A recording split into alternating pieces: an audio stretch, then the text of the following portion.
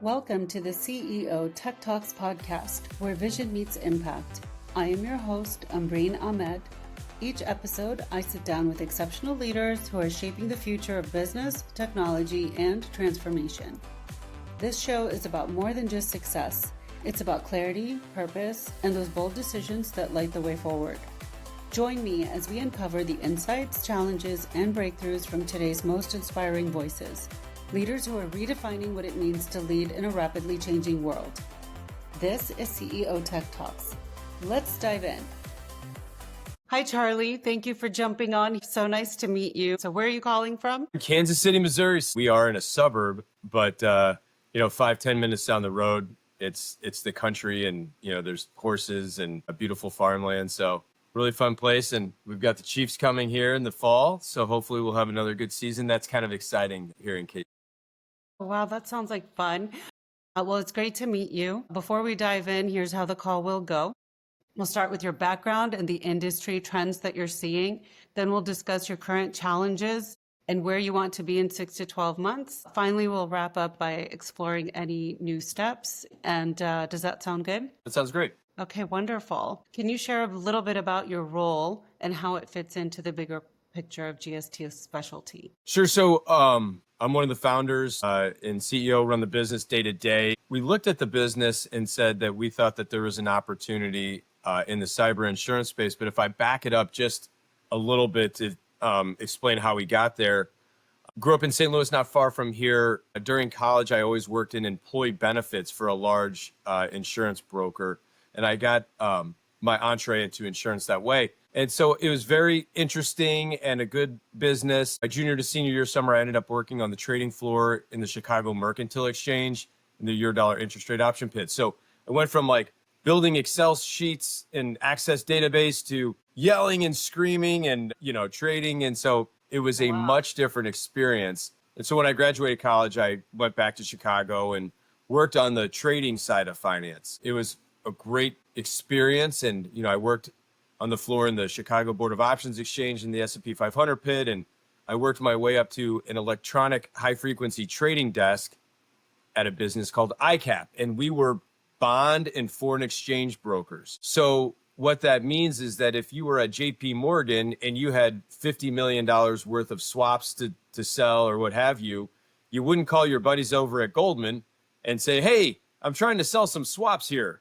How can you price these up for me? Right? You would use an intermediary so that they could remain anonymous in the market and try to get that order executed quickly. So we did that on behalf of clients, but we did it electronically. So a lot of our business, what we did was selling technology. We were, talking to clients about large language modeling. A lot of these folks were data scientists coming out of the top universities. And this is going back, I'm 44 years old. So this is going back, to like 2004 to 2013 timeframe.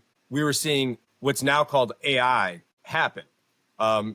Companies were using algorithms to create pattern recognition, and then those patterns would send signals to make a trade automatically. Our product was an exchange matching engine like the New York Stock Exchange, and our clients would co-locate or host their servers next to the exchange matching engine. So I got a really good entree into technology through trading. Our chairman fired our CEO. Our CEO got replaced. The new guy came in town. I found out my wife was pregnant on a Thursday. I came in on Monday, lost my job. So great timing on one of those kind of things where you're like, man, what am I going to do? So I kind of got thrusted into consulting. I was like, man, I need a gig. I need to go do something today. So I just started, kind of hung my own shingle and went out and started consulting.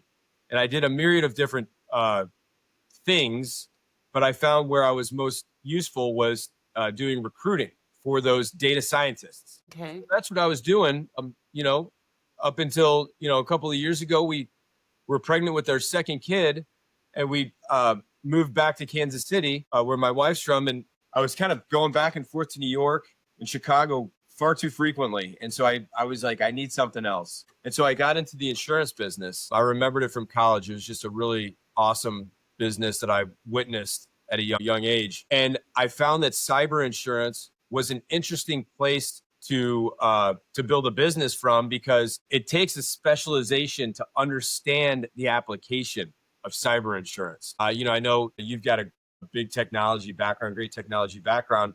Being able to communicate with the underwriter and the chief technology officer, or the information security officer is really critical, and it's hard to do. So that's what we did. We founded a business in cyber insurance. We can do a lot of different things in insurance. We also provide our clients with technology guidance. Sometimes they need managed detection and response or other things because we see a gap on the cyber insurance application. Have this, and they're a hospital, and they really need it because it's critical for their long-term profitability or their long-term viability. So that's how we got into cyber insurance and technology. And sorry if that was long-winded, but wanted to kind of give you a little rundown on what we do. No, thank you so much for sharing that. I can't wait to go deeper into this. So what does a typical day look like for you? So, I'm sure many of the entrepreneurs on the call, you included, are, would say no day's the same, right? I mean, they're just always a little bit different. One of my favorite things to do is be meeting with people, meeting with friends, prospects, clients, whatever it might be. Sometimes that line is always blended. Some of my best friends are my prospects and former clients. And, it's great when you can solve problems for your friends. So we enjoy getting in front of people, but that can't be all of our day. So we're also on the phone with a lot of underwriters, trying to explain to them what our client's position is and what they're looking for, a bigger limit for a contract purpose. And we try to use our brokerage background to be able to, shop the market and find the best price and the best product for our client. What major shifts are you seeing in the industry right now, in your industry? Okay, so obviously all industries are experiencing AI. And I'm sure we can go as deep into that topic as possible here. But as it relates to cyber insurance and technology, AI, is it covered on your policy, right? Is it actually specifically stating if there is a breach as a result of AI, some sort of artificial intelligence breach, is that covered? And so we're seeing more policy language reacting to that challenge. We are also seeing, obviously, AI tools impact and empower, brokerages, carriers. An insurance venture capital firm called me the other day. They invest into early stage insurtech products, and they wanted to know what's going on in the AI world for the distribution and brokerage space.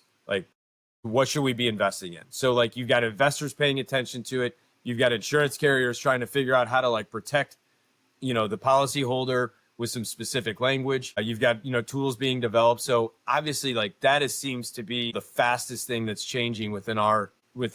Okay. And how is that impacting your growth strategy? So we are trying to always try to make some adjustments to where we're going and where we're focusing. We are constantly talking to data center operators. We insure a lot of NVIDIA GPUs, private clusters, right? So sometimes one of our clients operates a large private NVIDIA GPU cluster. So what that means is it's a former high frequency trader from my old brokerage days as a FX broker. They sold that business. They were effectively running 12 large data centers around the world, and they started buying NVIDIA GPUs because they understood that was the next phase of opportunity. And so it's hard to get your hands on NVIDIA GPUs. Microsoft, Amazon, Google have a huge stranglehold on a lot of that tech. And then they can set the price wherever they want to set the price. And it's also not safe and secure because we would say you need to know where your model is sitting. You need to be able to point to it in a rack. Okay. And for the people that are the chief financial officers that, sometimes they like to, play tough and they're like, no, it's in the cloud. It's safe and secure. That's one of the most safe places. I'd rather trust Amazon Web Services than you. And it's well, out of the box, Amazon AWS is not safe and secure. You've got to have a very sophisticated staff or outsourced staff that understands how to collectively make these tools safe and secure. So if you are a hedge fund, a very sophisticated hedge fund, there's almost 0% chance that hedge fund is going to put their AI models or their proprietary models onto a shared AWS server. Citadel would never do that. DRW would never do that. The best of the best would never do that. So why would you do that? Right? Like why, if the guys who are most freaked out about losing their data wouldn't put it into a shared cloud, why are you? So our client offers a private cloud, a private cluster for NVIDIA GPUs at a more effective price than AWS and Amazon, because they're buying in bulk and they're managing their own strategy, their own instance in a top tier data center, and it's a better outcome. So we are seeing the AI space develop, and we're trying to develop with it, not only offering insurance products to that space, being able to bring those solutions to our clients that we know are trying to get into the space, because when we insure them on a cyber policy, we're trying to bring our carriers best in class clients. And we're trying to say, hey, we've walked through a lot of scenarios with this client, tabletop exercise, AI tools. What are you doing for your hosting solution? When we can deliver that sort of story to the underwriter, we get much more favorable outcomes in pricing. Does that make sense? Yes. Wow. One of the biggest issues was security, safety, compliance, and accessibility. Yeah, there's a whole different world out there. Thank you for sharing all of that. So what's working well for you right now, and what's been frustrating?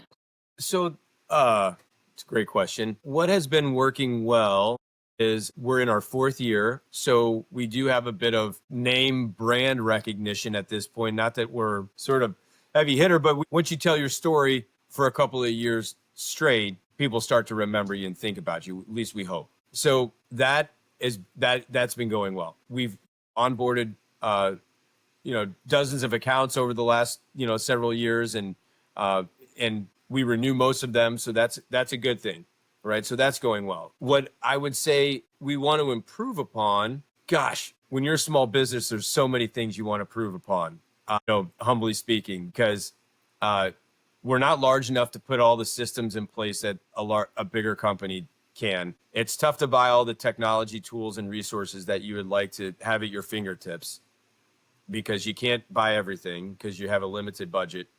You can't just go out and hire to solve a need, because there's not always enough revenue to offset that hire. So those are some things that are challenging and frustrating. I think that where we're trying to figure out is in the AI space, in the data center space, we see a lot of participants, everything from private equity, right, that are owning some of these data centers, to the people building the data centers, to the people that are owning the data centers, like at the singular level. Every once in a while you find a private one in a city, and it's owned by 3 or 4 folks. Who's putting the equipment in the data center? How's that all being managed? How's it being insured? Who wants to lend to this space, right? Because all these things work together. And so we've really been focused on trying to deliver multiple lines of solutions to clients, so that when we come in, we kind of know what they're going to be challenged with. If you're a data center operator, if you're a crypto miner, if you're an NVIDIA, GPU host. And so we want to try to deliver as many solutions and opportunities to help them as possible, so that, trying to put that puzzle together has been a challenge, but what we think is like a really good opportunity for us over the next 12 to 36 months. What metrics are you most focused on improving from what you just shared? I'd say, being a small business, KPIs are, when you're thinking about a small business, I don't track all my calls and then at the end of the month look at where I was, at what part of the day was I most effective, like you might if you were running a big, one of my friends has 1,200 brokers sitting in a call center, right? So he's looking at more like law of large numbers, right? When are my brokers most effective? Right after lunch. Why is that? I don't know.